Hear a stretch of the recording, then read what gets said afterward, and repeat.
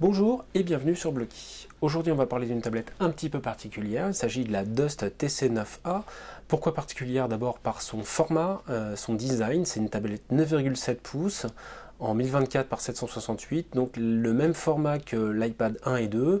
On a d'ailleurs beaucoup de similitudes d'un point de vue design, on reconnaît ici que les designers de cette tablette ne sont pas vraiment foulés. La grosse différence entre un iPad et cette tablette, c'est vraiment la qualité des matériaux. Ici c'est du plastique, imitation alu, c'est pas du tout de l'aluminium. En façade, je pense pas que ce soit un écran Gorilla Glass et il n'y a pas un traitement liophobique franchement éprouvé. Donc la tablette se salit assez rapidement. Pour le reste, donc on a également des finitions qui sont très différentes d'Apple, notamment d'un point de vue connectique où c'est vraiment meilleur que la solution iPad. On a d'abord ici un petit trou, c'est le micro, un port jack 3,5 pouces, un mini HDMI, un port USB, le port d'alimentation de la machine. Par défaut, la tablette est en 8 Go avec une carte micro SDHC, on va pouvoir étendre cette mémoire beaucoup plus haut, et on a pour finir donc une petite enceinte sur le côté.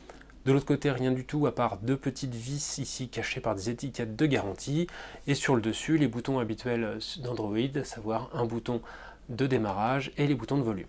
Donc voilà, par défaut, pas grand chose de différent. Ce qui va différencier vraiment cette tablette des autres, hormis son poids, ses capacités, c'est l'écran IPS. Donc on a un écran IPS de même type que celui des iPads, qui est franchement assez impressionnant. On va le regarder plus en détail tout à l'heure. Autre point, c'est cette petite alimentation. Alors, cette alimentation très standard, très semblable à beaucoup d'alimentations de tablettes no-name. Donc c'est un petit adaptateur pas franchement très compact, avec plus gênant, une petite prise d'alim qui est assez longue et assez fine. Je ne sais pas si ça va bien durer dans le temps. Faudra vraiment surveiller ce point-là. D'un point de vue performance, on est sur du processeur ARM Cortex A8 à 1 GHz avec 1 Go de mémoire vive. C'est franchement pas le processeur le plus performant du marché, mais il va répondre à des usages qui sont assez typiques de ce type d'engin, et pour ces usages-là, on va les décrire, pour ces usages-là, c'est franchement une machine intéressante. On va passer en mode nuit pour parler un petit peu de la qualité d'affichage. Alors la grosse différence par rapport aux tablettes no-name habituelles, c'est donc cet écran de type IPS. Alors, la technologie IPS, c'est une technologie avec un écran avec des très larges angles de vision, une très belle luminosité et vraiment une surface qui est très agréable à lire. Alors, ça donne quelque chose de franchement très bien pour tout ce qui va être BD. Ici, je regarde une BD donc faite pour une BD numérique qui a été faite vraiment pour des affichages de tablettes sous Android, et ça fonctionne franchement très bien, c'est très lisible, très agréable, l'image est bonne et le rendu global est excellent. Donc l'autre usage de ce type de machine, c'est tout ce qui va être vidéo. Donc j'ai téléchargé plusieurs trailers. Le processeur est un Cortex A8 avec une fonction de décompression vidéo tout à fait correcte. Et donc là j'ai un fichier en 1080p qui va être lisible avec le lecteur par défaut d'Android de la galerie, et on a quelque chose qui est franchement très agréable à regarder. Il n'y a vraiment pas beaucoup de défauts sur cette partie vidéo.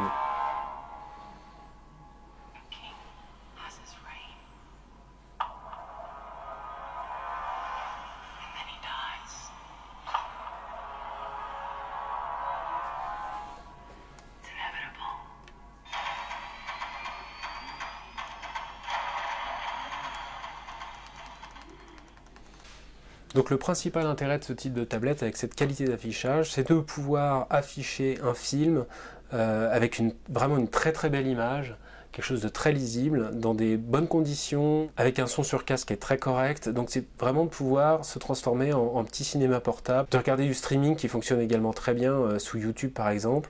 Donc c'est vraiment un usage multimédia qui est excellent.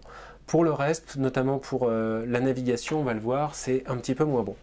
Ce qui va poser un problème au processeur, ça va donc être des usages tout à fait communs, comme le surf. Alors vous voyez ici, c'est pas d'une fluidité parfaite. En fait, la puce a du mal à afficher toutes les informations que vous pouvez lui donner, donc on a quelque chose qui est est pas d'une fluidité équivalente aux machines qu'on connaît sous Cortex A9 ou aux iPad. C'est quelque chose qui est un petit peu plus pénible à manipuler. Ça n'empêche pas que tout est parfaitement accessible, que la machine fait son boulot, c'est-à-dire elle va afficher les données sans problème, elle va vous permettre de surfer, de naviguer, etc.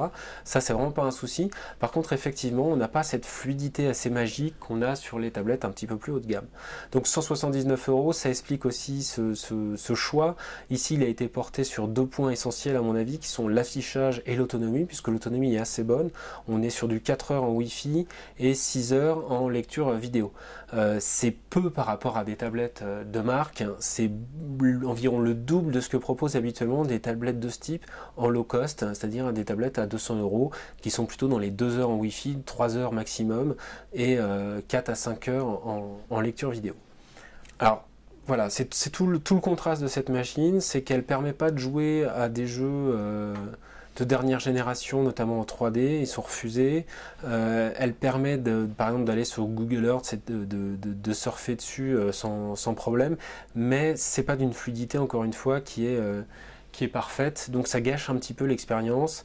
Maintenant, ça n'empêche pas vraiment d'aller se balader et d'aller, voilà ce que ça donne, vous voyez des petits ralentissements.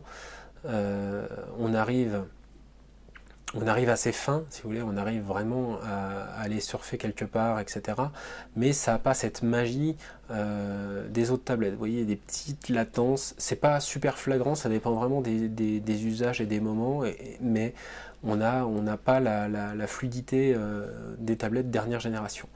Encore une fois, pour un usage de temps en temps d'une tablette, etc., qui ne va pas être un outil où vous n'avez pas envie de mettre tout simplement 400 ou 500 € dans une tablette, à 179 €, celle-ci peut vraiment faire l'affaire et on a vraiment quelque chose à la fois en multimédia, MP3, vidéo, etc. et pour tous ces usages-là qui est parfaitement exploitable. D'un point de vue jeu, tout ce qui va être 3D est quasiment à proscrire. Tout ce qui va être 2D par contre va fonctionner sans problème. Donc là voilà, j'ai un jeu tout bête, on va le lancer.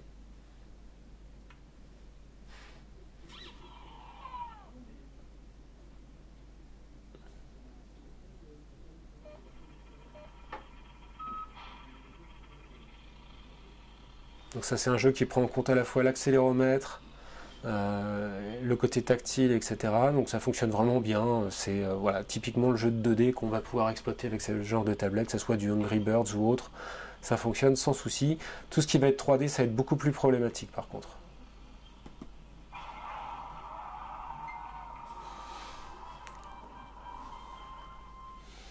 Alors pour finir, à qui je vais conseiller ce type de tablette là? Tout simplement à des gens qui ont un usage modéré de ce type d'engin, c'est-à-dire que des gens qui veulent pouvoir, sans avoir allumé un PC complet, aller surfer, utiliser du Skype, aller chercher une information, relever ses mails, etc. Même utiliser Maps ou Google Earth, etc. Tout ça, ça fonctionne bien. Des gens qui vont vouloir jouer à des petits jeux 2D sympathiques, mais sans plus, pas de 3D, pas de choses très compliquées. Tout ce qui va être photo, c'est à proscrire. Par contre, regarder des vidéos, regarder des films, que ce soit sur la tablette ou sur un écran plus grand grâce à la prise HDMI, c'est franchement très agréable. Donc c'est pas un foudre de guerre, par contre c'est une très très bonne tablette d'un point de vue simplement affichage. Et c'est un très très bon outil pour tout ce qui va être lecture notamment de BD, de documents, de PDF, etc. Ça fonctionne vraiment très très bien et c'est très très agréable à manipuler. L'écran, encore une fois, est vraiment très très beau. C'est le même type d'écran que des tablettes très haut de gamme aujourd'hui sur le marché. Voilà, c'était la Dust TC9A. À bientôt.